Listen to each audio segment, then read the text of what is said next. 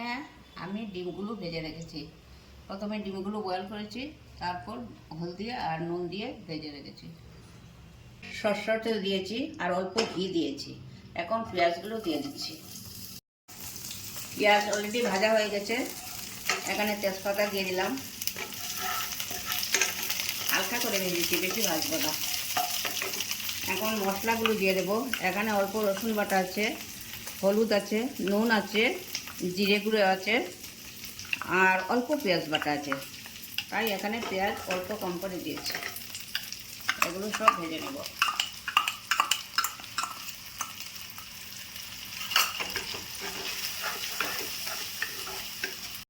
আমি অল্প জল দিয়ে মশলাগুলো কষিয়ে নিয়েছি। এখন আমি ভেজে রাখা আলুগুলো দিয়ে দিচ্ছি। এখন আলুগুলো দিয়ে অল্প কষাবো, অল্প জল দিয়ে কষাবো। তারপর ঝোলের জন্য জল দিয়ে দেব।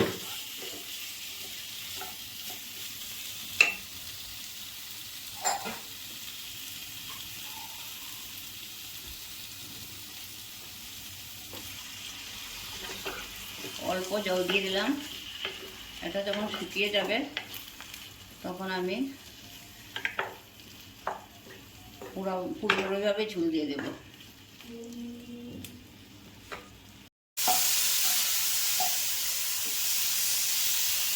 এখন আমার আলু মশলা দিয়ে কষা হয়ে গেছে। এখন আমি জল দিয়ে দেব। মশলা ধোয়া জলটা প্রথমে দিয়ে দিলাম।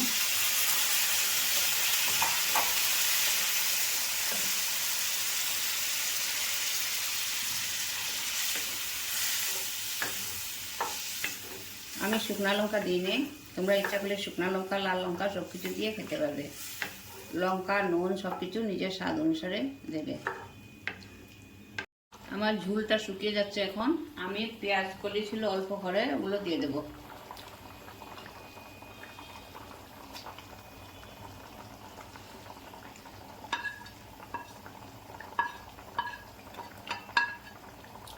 পেঁয়াজগুলো কলিগুলো দিয়ে দিলাম। এখন ভেজে রাখা ডিমগুলো দিয়ে দেব।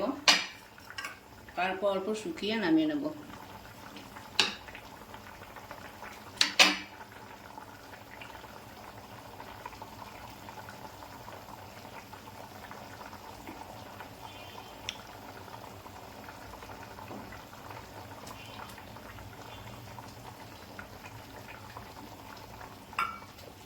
এখন ডিমগুলো দিয়ে দিলাম, পেঁয়াজ কলিগুলো দিয়ে দিলাম। ডিম রান্না হয়ে গেছে। আপনারা আমার ভিডিওটা লাইক, শেয়ার, সাবস্ক্রাইব করে দেবেন আর নোটিফিকেশন বেলটা অন করে দেবেন। তাহলে আমার অন্যান্য ভিডিওগুলো আপনার কাছে আসতে থাকবে। আজকের মতো এখানেই শেষ করলাম। অন্যদিন আবার নতুন কোনো ভিডিও নিয়ে আসবো আপনাদের কাছে।